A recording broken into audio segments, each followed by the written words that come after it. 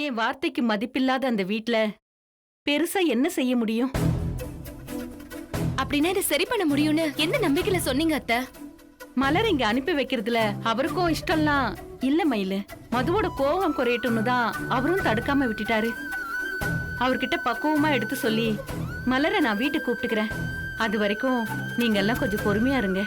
இல்லத்த, இந்த விஷயத்துல முதலாளி மது சொல்றதுதான் கேப்பாரு. அவ கோவத்துக்கு முன்னால உங்க வார்த்தையெல்லாம் எடுபடாது. மாமாவால மட்டும்தான் அக்காவை வீட்டுக்கு கூட்டிட்டு போக முடியும். அக்கா, நீ உடனே மாமாக்கு போன் பண்ணி வர சொல்லு. அவர் வராம உனக்கு நியாயமே கிடைக்காது. ஐயோ வேணாம் கையில. கோபிக்கு விஷயம் தெரிஞ்சா அடுத்த நிமிஷமே கிளம்பி வந்துருவான். அதுக்கப்புறம் அவர்கிட்ட நியாயம் கேட்க போய் வீட்ல பெரிய சண்டை ஆயிடும். என் வீட்டுக்காரு ஏடாகுடம் பிடிச்ச மனுஷன்னு உங்களுக்கே தெரியும். கோவத்துல கோபி ஏதாவது பேச போய் அவனையும் அவர் வீட்டை விட்டு அனுப்பிட்டா குடும்பமே ரெண்டாயிடும். அப்படி எதுவும் நடந்துடக்கூடாதுன்னு தான் நான் தவிக்கிறேன். இன்னைக்கு இல்லைனாலும் என்னைக்காவது ஒரு நாள் மாப்பிள்ளைக்கு இந்த விஷயம் தெரியுதுன்னு போகுது. எத்தனை நாள்னா நீங்க இதை மறைச்சு வைக்க முடியும்? இல்ல, அவன் வர்றதுக்குள்ள மதுவை எப்படியாவது சமாதானம் செஞ்சு என் மருமகளை நான் கண்டிப்பா கூட்டிட்டு போயிடுவேன். கோபி இல்லாதப்ப இவ இங்க இருக்கிறது தான் நல்லதுன்னு நான் நினைக்கிறேன். கடனை உடனே வாங்கி இவளை கரை சேர்த்து அனுப்புன. இப்ப இவளை படிக்க வைக்கிறதுக்கு என் நிலத்தையே வித்த அந்த பணத்தையும் பறி கொடுத்துட்டு ரைஸ் மில்லுல வேலைக்கு போயிட்டு இருக்கோம். நாங்க இப்ப இருக்கிற இருப்புல இவ அவளோட வாழ்க்கைய தொலைச்சிட்டு இங்க வந்து உட்காந்துட்டா. இந்த ரெண்டு பிள்ளைங்களை நான் எப்படி கரை சேர்ப்பேன் சொல்லுங்க? எனக்கு உங்க வேதனை புரியுது. மலர எங்க வீட்ல நல்லபடியா வாழ வைக்க வேண்டியது என்னோட பொறுப்பு. தயவு செஞ்சு எல்லாரும் என்ன நம்புங்க. இப்ப எனக்கு இருக்கிற ஒரே நம்பிக்கை நீங்க தான். எப்படியாவது நீங்க சொன்ன வார்த்தையை காப்பாத்திடுங்க. இவ்வளவு ஒரு இடத்துல கட்டி கொடுத்தாச்சுன்னு இவ்வளவு நாள் நான் நிம்மதியா இருந்தேன். அந்த நிம்மதி நிலைக்கலங்கிறப்போ எனக்கு ரொம்ப கஷ்டமா இருக்கு. ஒவ்வொரு பாரமா நான் இறக்கி வைக்கணும்னு பாக்குறேன். ஆனா மேல மேல எனக்கு சும கூடிக்கிட்டே இருக்கு. நான் எப்படி தாங்குவேன்? அம்மா, அத்தை தான் நான் பாத்துக்கிறேன்னு சொல்றாங்கல்ல, எல்லாம் சரியாயிடும்னு நம்புமா. மனசை தளர விடாம தைரியமா இருக்கிறது தான் இப்ப முக்கியம். ஆமா சம்மந்தி, சாமி மேல பாரத்தை போட்டுட்டு நம்பிக்கையோடு இருங்க. எல்லாம் நல்லபடியா முடியும். நான் கிளம்புறேங்க. மலரு வரட்டுமா? சரிம்மா, நான் போயிட்டு வரேன். சரிங்க அத்தை. வரேங்க. சரிம்மா, நான் போயிட்டு வரேன். ம்.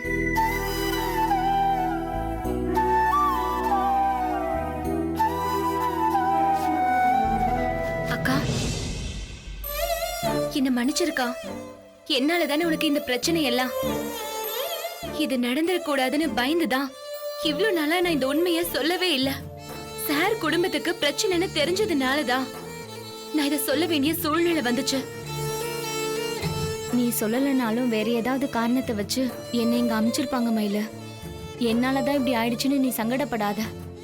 என் தலையெழுத்த யாராலதான் மாத்த முடியும்?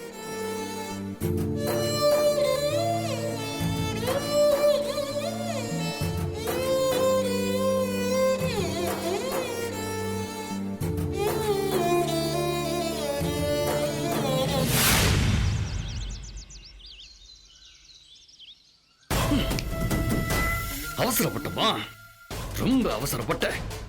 அந்த கோமதி அவன் மவளையும் நீ கிண்டல் பண்ண வரைக்கும் சரி. ஆனா அதோட நிறுத்திருக்கலாம். அந்த மலரை நாம துரத்தி விட்டோங்கிற நெசத்தை போட்டு உடைச்சிருக்க வேணாம். ஏன்பா அப்படி சொல்றீங்க? கண்ணு, அவளை நாம பாலா வெட்டியாக்கி அந்த வீட்டுக்கு நாம அனுப்பி இருக்கோங்கிற உண்மை கோமதிக்கு தெரிஞ்சிருச்சுன்னா அவ சும்மா இருப்பாளா? உடனே போன போட்டு ஒப்பாரி வச்சு மூக்க சிந்துவான். ஆறுகிட்ட கோபி கிட்ட. அவன் சாதாரணமாவே அவன் பொஞ்சாதிக்கு ஒண்ணுன்னா அப்படியே பொங்கி எழுந்து வருவான். இந்த விஷயத்தை தெரிஞ்சுக்கிட்டான்னா உடனே அடுத்த பிளைட்ட பிடிச்சு இங்க வந்து நிக்க மாட்டேன். ஏன் இப்படி செஞ்சான்னு என்கிட்ட மல்லுக்கு நிப்பானே. அண்ணன்கிட்ட நான் பேசிக்கிறேன்ப்பா. என்னோட வாழ்க்கையை விட உனக்கு சந்தோஷம் தான் முக்கியமான நாக்கு பிடுங்கிற மாதிரி நான் அவனை கேக்குறேன். விடுகன்னு என்னவன் நீ கேட்ட உடனே அவன் தெரிஞ்சிடுற மாதிரி என்ன சொல்லுவான்? என் பொஞ்சாதி தான் எனக்கு முக்கியம் மூஞ்சில் அடிச்ச மாதிரி எல்லாம் அவன் சொல்லுவான். இதனால உங்க ரெண்டு பேருக்குள்ளயும் சண்டை உரை இந்த வீட்டுல எல்லாருக்கும் நிம்மதி போ. அதை புரிஞ்சுக்க மாட்டேங்க. நான் அதெல்லாம் யோசிக்கவே இல்லப்பா. மயிலையும் உங்க அம்மாவையும் அழ வைக்கணும்னு உண்மையை போட்டு உடைச்சேன். விஷயம் தெரிஞ்சதும் அவங்க முகம் பேய் அடிச்ச மாதிரி ஆயிடுச்சுப்பா. ஆ, அத பார்த்து ரசிக்கிற சந்தோஷத்துக்காக என்ன வேணாலும் செய்யலாம்ப்பா. செய்வடி செய்வ. உன்னை போனா போதுன்னு விட்டா நீ இதுவும் செய்வ, இதுக்கு மேலேயும் செய்வ. உன் கை காலை உடைச்சி இந்த வீட்டை முடக்கி போட்டாதான் நீ அடங்குவ. ச்சே, மல்லிகா கிறுக்கு பிடிச்சிருக்கதா உனக்கு? வயசு வந்த புள்ளைய போய் கை நீட்டி அடிக்கிற? இவ செஞ்ச காரியத்துக்கு அடிக்காம கொஞ்சம் வாங்களா? இவ பண்ண தப்புக்கு மலரை வீட்டை விட்டு அனுப்புறதே பெரிய பாவம். அதோட நிக்காம இவ உண்மையை சொல்லி சம்மந்தி மனச கஷ்டப்படுத்திட்டு வந்திருக்கா. இவளுக்கு எதுக்குங்க இந்த வேண்டாத வேலை? அந்த அம்மா மனசு நொந்து நீங்கெல்லாம் நல்லா இருப்பீங்களான்னு ஒரு நிமிஷம் நினைச்சா போதுங்க, நம்ம குடும்பம் விளங்காதுங்க. இத பத்தி எல்லாம் யோசிக்காம இவ பாட்டுக்கு இவ இஷ்டத்துக்கு ஆடிட்டு இருக்கா. நீங்களும் அதை கண்டிக்காம ஏத்தி விட்டுட்டு இருக்கீங்க. எது? நான் இந்த வயலாம் செய்யக்கூடாதுன்னு இவளுக்கு புத்தியில சொல்லிட்டு இருந்தேன். பொய் சொல்லாதீங்க. நீங்க எப்படிப்பட்ட மனுஷன்னு எனக்கு நல்லா தெரியும். உங்க பொண்ணுங்களாவது பரவாயில்ல, வெறும் வெறுப்பையும் கோவத்தையும் வெளிப்படையா கொட்டிடுறாங்க. ஆனா நீங்க மனசுல வஞ்சகத்தை வச்சுக்கிட்டு வெளியில ஒண்ணும் இல்லாத மாதிரி வேஷத்தை கட்டிட்டு இருக்கீங்க. உங்கள மாதிரி நம்ப வச்சு கழுத்து இருக்கிற புத்தி வேற யாருக்கும் வராதுங்க. மல்லிகோ, கோவம் வருதா? என்ன அடிக்கணும்னு தோணுதா? அடிங்க, தாராளமா அடிங்க. ஆனா நான் பேசுறத நிறுத்த போறது கிடையாது. உங்க தப்பான புத்தியால நீங்க செஞ்ச பாவத்தினாலதான் நம்ம பிள்ளைங்க யாரும் பெருசா சுகப்படலைங்க. கல்யாணம் ஆகி இத்தனை வருஷம் ஆகியும் காயத்ரி புகுந்த வீட்டுல இன்னும் வாழ்க்கை ஆரம்பிக்காமலே இருக்கா. இவ கல்யாணம் மேடை வரைக்கும் போய் நின்னு போச்சு. கோபியையும் பொண்டாட்டிக்கிட்ட இருந்து பிரிச்சு அனுப்பிட்டீங்க. பிள்ளைங்க யாருமே சந்தோஷமா இல்லன்னா இவ்ளோ பணமும் வசதியும் இருந்து என்னங்க பிரயோஜனம்? இந்த நிலைமை மாறணும்னா முதல்ல நீங்க மாறணுங்க. இப்பவே சம்மந்தி வீட்டுக்கு போய் முதல்ல மலரை கூட்டிட்டு வாங்க. உங்க மருமகங்கிற உரிமையை கொடுத்து அவளை இங்க வாழ விடுங்க. அப்பதாங்க நமக்கு நல்ல காலம் பிறக்கும். போதும், நிறுத்துமா. அன்னைக்கு நான் சொன்னதை நீ மறந்துட்டியா? அவ திரும்பி வந்தா நான் இந்த வீட்டை விட்டே போயிடுவேமா. என்னை விட உனக்கு அவதான் முக்கியம்னு நினைச்சினா தாராளமா அவளை கூட்டிட்டு வாங்க. ஏய், திரும்ப திரும்ப இதையே சொல்லிட்டு இருந்தா உன்னை அப்படியே கொன்னிடுவ பாத்துக்க. மலர வாழ விடக்கூடாதுன்னு நினைச்சா கடைசி வரைக்கும் நீங்க எல்லாம் நல்லாவே இருக்க முடியாதுடி. பொறாமையும் பழி வாங்குற வெறியும் உங்க சந்தோஷம் நிம்மதி எல்லாத்தையும் அழிச்சிருண்டி. அதையெல்லாம் தொலைச்சிட்டு நீ என்னடி சாதிக்க போற? நான் எதுவுமே சாதிக்க வேணாமா. மயிலோட குடும்பத்தை கஷ்டப்படுத்தி வேதனைப்படுத்துற சந்தோஷம் மட்டுமே எனக்கு போதும். ச்சே, எவ்வளவு கேவலமான புத்தி உனக்கு! இந்த கேடு கெட்ட புத்தி இருக்கிற வரைக்கும் நீ எல்லாம் உருப்படவே மாட்டடி. மல்லிகோ, வாய மூட்டிக்கிட்டு சும்மாரு. ஒரு பெத்தவ பேசுற பேச்சு மாதிரி இல்ல இதெல்லாம். தப்புதாங்க. ஒரு அம்மாவா இந்த வார்த்தையை நான் சொல்ல கூடாதுதான். ஆனா இவ என்னை இப்படி பேச வைக்கிறா. அடுத்தவங்களை கெடுக்கணும்னு நினைச்சா நம்ம வாழ்க்கையும் சேர்ந்துதாங்க நாசமா போகும். இவளுக்கு அப்படி எதுவும் நடந்துட கூடாதுங்கிறதுக்காக தான் என் மனசு கிடந்து அடிச்சுக்குதுங்க. இங்க பாரு மது, உன் நல்லதுக்கு தான் சொல்றேன். உனக்கு இன்னமும் வயசு இருக்கு, வாழ வேண்டிய காலமும் நிறைய இருக்கு. ஒரு நல்ல பையனா கட்டிக்கிட்டு சந்தோஷமா வாழ்ற வழிய பாரு. இல்லனா மேல படிக்கிறதா இருந்தா கூட படி. அத விட்டுட்டு இந்த மாதிரி தப்பான விஷயத்தோட அலைஞ்சிட்டு இருந்த எங்க யாராலையும் உன்னை காப்பாத்தவே முடியாது. இவளுக்கு சொன்னது தாங்க உங்களுக்கும். குடும்பம் உடைஞ்சி தசைக்கு ஒரு பக்கம் போயிடுச்சுன்னா உங்க கௌரவம் நிலைக்காதுங்க. பிள்ளைங்களை நல்லபடியா வாழ வைக்க துப்பு இல்லைன்னு உங்களை தாங்க கேவலமா பேசுவாங்க. உங்க மரியாதையை காப்பாத்திக்கிறதும் இல்ல அது கை நழுவி விடுறதும் உங்க கையில தாங்க இருக்கு.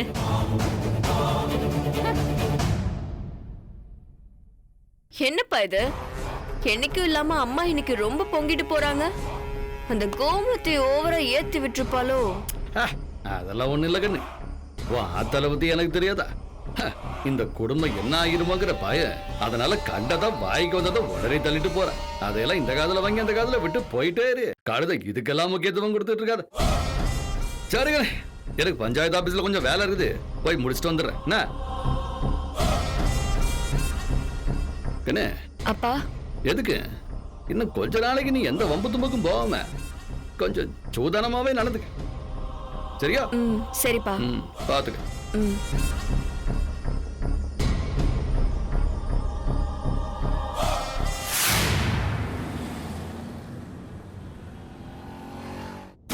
May I come in, sir? Yes, come in.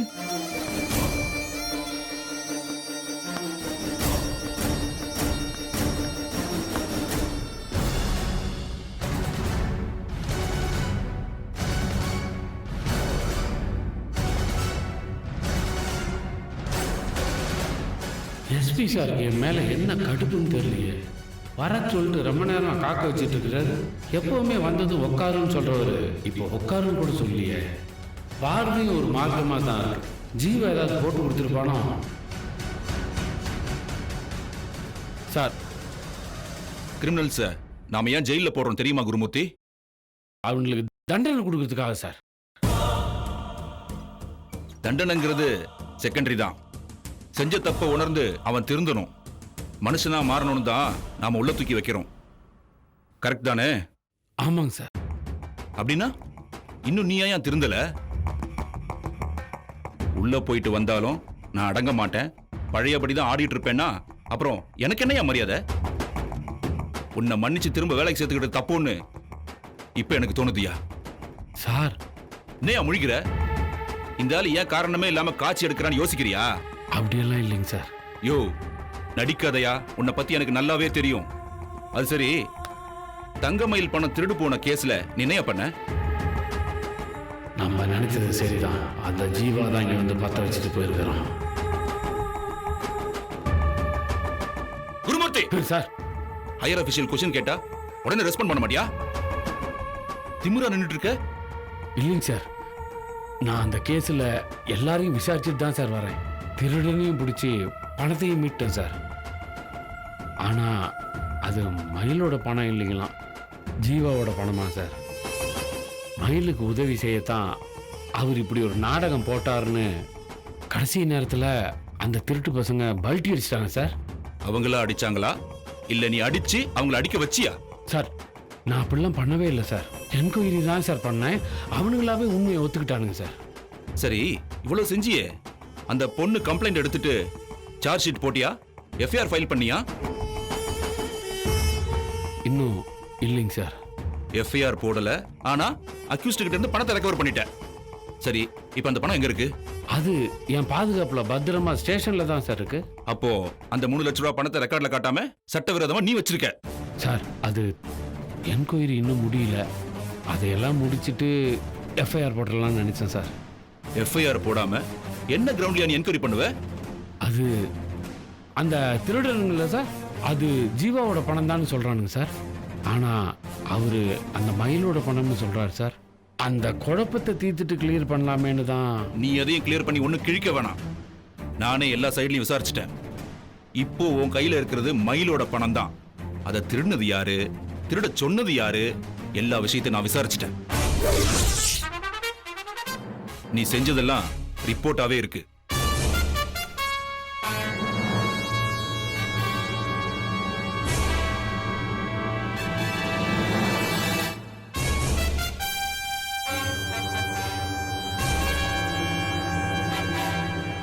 AC ரூம்லயும் உனக்கு ஏன் வேத்து வடியுது? அது தெரியலைங்க சார். எனக்கு எல்லாம் தெரியும். ஊருக்கு 300 லோக்கல் சேனல் நடத்திக்கிட்டு இருக்கானுங்க. திருடு போன பணத்தை இன்ஸ்பெக்டர் அமைக்கிட்டாருன்னு நியூஸை ஏத்தி விட்டா நானும் சேர்ந்து பதில் சொல்ல வேண்டி வரும். உன் ஒருத்தனால ஒட்டுமொத்த டிபார்ட்மெண்ட்டுக்கு கெட்ட பேர் வந்துடக்கூடாதுன்னு தான் உன்னை கூப்பிட்டு வச்சு பேசிக்கிட்டு இருக்கேன். இல்லனா நான் வேற மாதிரி தான் ட்ரீட் பண்ணியிருப்பேன். சார், இது வந்து எனக்கு எந்த விளக்கமும் வேணாம். அது ரொம்ப கஷ்டப்படுற குடும்பம்யா. நிலத்தை வித்து மயில ஐபிஎஸ் கோச்சிங் சேர்க்கறதுக்காக பணத்தை ரெடி பண்ணிருக்காங்க. உன் பழைய கோபத்தால அதுல போய் உன் விளையாட்டை காமிச்சிருக்கியே, உனக்கு வெக்கமா இல்ல? அந்த பொண்ணு போலீஸ் டிபார்ட்மெண்ட்ல சேரணும்னு ஆசைப்படுறா. காக்கி சட்டை மேல பெரிய மரியாதையை வச்சிருக்கா. அவளை மாதிரி துடிப்பான யங்ஸ்டர்ஸ் தான் நம்ம டிபார்ட்மெண்ட்டுக்கு தேவை. ஆனா உன்னெல்லாம் பார்த்தா அவ இந்த வேலையை வேணும்னு ஓடி போயிடுவாயா? இப்பவே அவளும் அவ குடும்பமும் உன்னை நினைச்சு பயந்து போயிருக்காங்கயா. எங்களுக்கு 3 லட்சம் கூட வேணாம், நாங்க நிம்மதியா இருந்தா போதும்னு சொல்றாங்க. பணமே வேணான்னு சொல்ற அளவுக்கு அவங்க மனசுல நீ பயத்தை உருவாக்கி வச்சிருக்கல. சார் நான் எதுவுமே பண்ணல சார், அவனுங்க தான். போதும், நிறுத்தியா. ரொம்ப நடிக்காத. தங்கமயிலோட அக்கா கயல் கம்ப்ளைண்ட் ஃபைல் பண்ணியிருக்கா. அபிஷியலா நடவடிக்கை எடுத்தா டிபார்ட்மெண்ட்டுக்கு அசிங்கன்னு தான் உன்னை கூப்பிட்டு ஏன் டைமை வேஸ்ட் பண்ணிக்கிட்டு இருக்க. Sorry sir. நீ அமுக்கி வச்சிருக்கிற பணத்தை மரியாதையா நீ அவங்க வீடு தேடி போய் கொடுத்துட்டு வந்து எனக்கு ரிப்போர்ட் பண்ற. சார் ரெக்கவர் பண்ண பணத்தை நம்ம கோர்ட்ல ஒப்படைக்காம டைரக்டா அவங்க கிட்டே எப்படி? எனக்கே சட்டத்தை பத்தி நீ சொல்லி தரியா? இல்லைங்க சார், நான் அப்படிலாம் சொல்ல சார். காணாம போன பணம் கிடைச்சிருக்கு. இனி எஃப்ஐஆர் போட்டு ரெக்கவரி காட்டி கோர்ட்ல ஒப்படைச்சு அந்த பொண்ணு போய் பணத்தை வாங்குறதுக்குள்ள 6 மாசமா 1 வருஷமா ஆயிடும். அதுக்கு 10 தடவை கோர்ட்டுக்கு நடக்கணும், பணம் செலவழிக்கணும். அதெல்லாம் ஒண்ணு வேணாம். லீகல் ஃபார்மாலிட்டிஸ்னு போனா அந்த பொண்ணை ரொம்ப அலைய வைக்கிற மாதிரி ஆயிடும். பணம் கிடைச்சிருச்சுல்ல, மயிலோடதுன்னு தெரிஞ்சிச்சுல்ல, அவங்க வீட்டுக்கு நீயே நேரா போய் கொடுத்துட்டு வந்துடு. திரும்பவும் ஏதாவது விளையாடணும்னு நினைச்ச டிபார்ட்மெண்ட்லயே இருக்க முடியாதபடி பண்ணிடுவேன். கிளம்பு. சார்